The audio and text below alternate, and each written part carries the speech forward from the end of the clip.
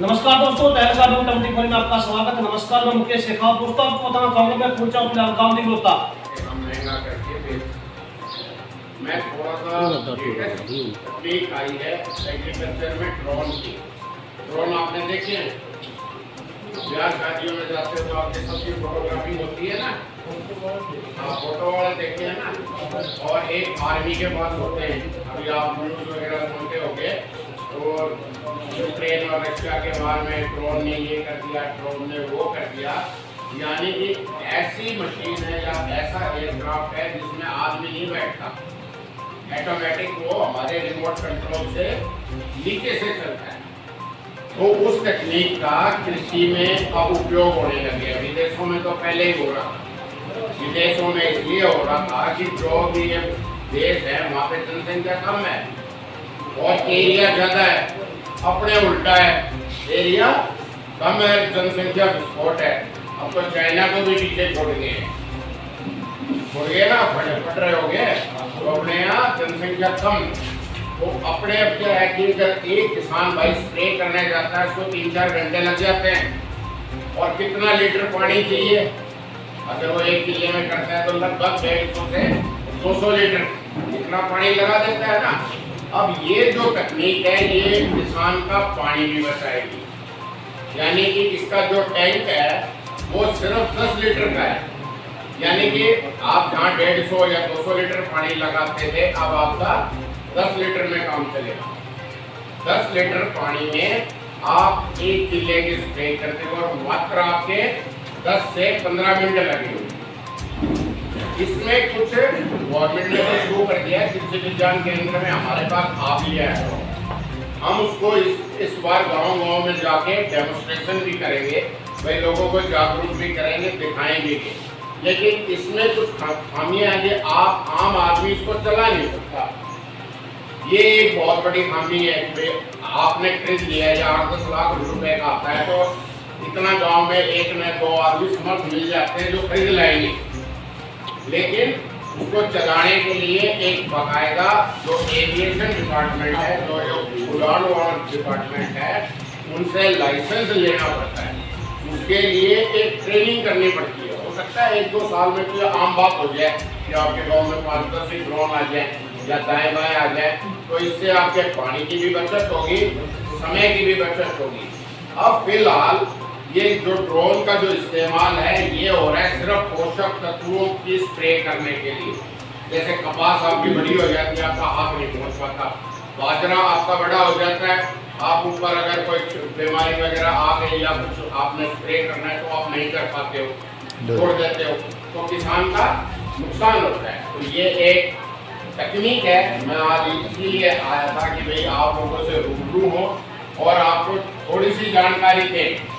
बाकी तो जब आप देखोगे इसके अंदर हाई सेंसर होते हैं, कहीं पेड़ भी आएगा या जाटी आ गया तो अपने आप डूब जाएगा, कार आ गया तो अपने आप डूब जाता है। आपको वो डरने की जरूरत नहीं है कि भैया जाटी से टकरा जाएगा या तार में फंस जाएगा।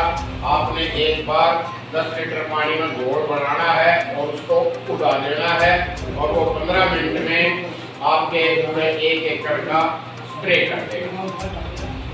अब साहब मैं मिट्टी पानी विशेषज्ञ हूँ। आपके गांव में जो कपास हो रही होगी, अभी कपास हो रखी होगी, किसी भी तरह की कोई समस्या आ रही हो तो साहब आप खुल के पूछो, क्योंकि आज हम आपके द्वार आए हैं, आपके घर पे आए हैं। तो अगर कृषि से संबंधित कोई भी सवाल हो, जिज्ञासा हो, मैं कोशिश करूँगा कि आपके समाधान करूँगा। कपास में क्या लग रहा है? मरोड़िया। वो क्या है? एक तरह का थ्रिप्स है, वो रस चूसक कीट है, छोटा छोटा।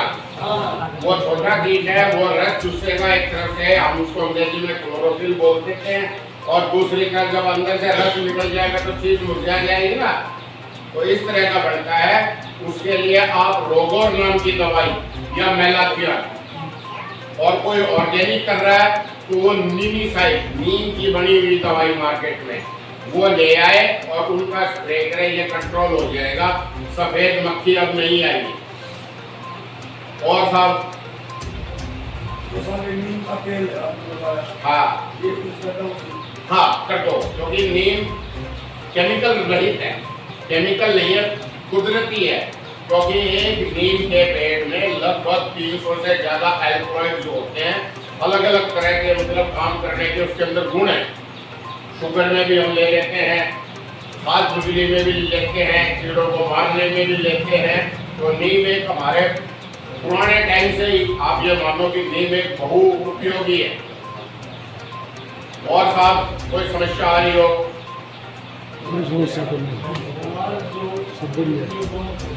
गुआर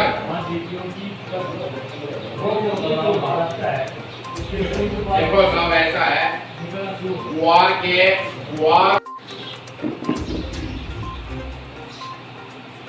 कार्यक्रम को आगे बढ़ाते हुए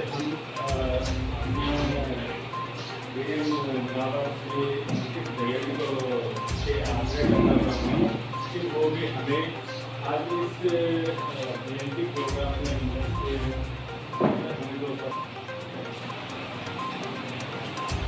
सभी को नमस्कार।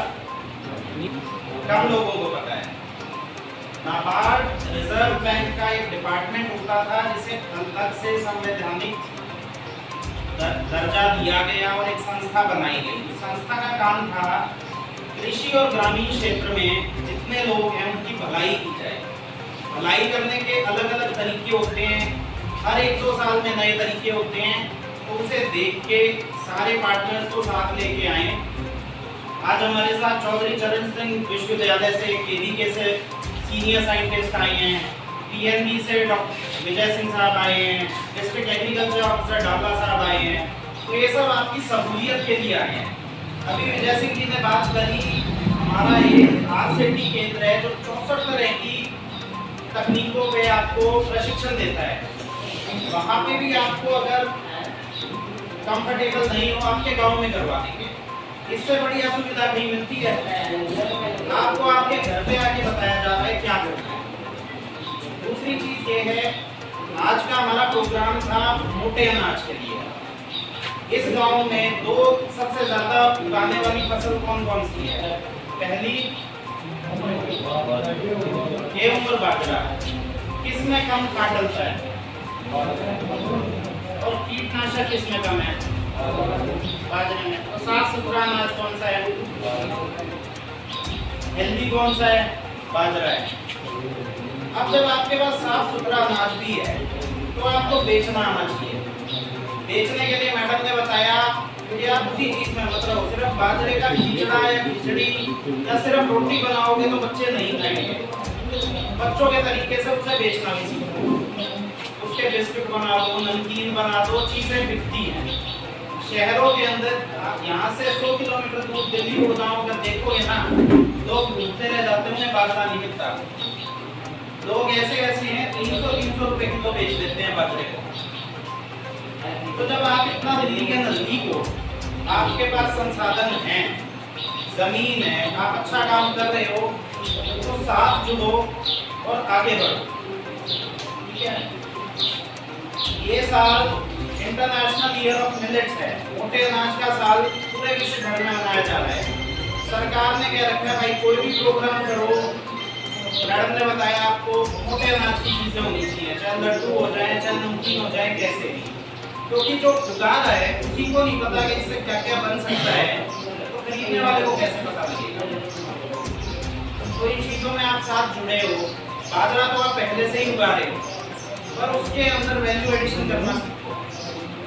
पैसा पैसे को खींचता है, थोड़ा सा पैसा और लगाओ, थोड़ी सी ट्रेनिंग और तो पैसा आएगा, बच्चों की शिक्षा, रोजगार सब कुछ चलेगा।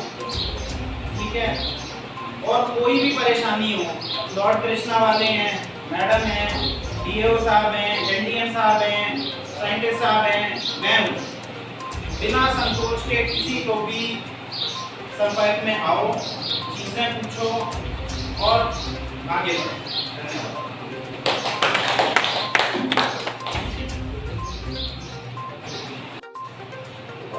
सिर्फ हमें तकनीकी जानने होने की वजह से हम दुकान वाले के पास जाते हैं, उस पर ज्यादा निर्भर हो जाते हैं कि वो हमसे ज्ञानी है, और वहीं से ही मतलब प्रॉब्लम क्रिएट हो जाती है।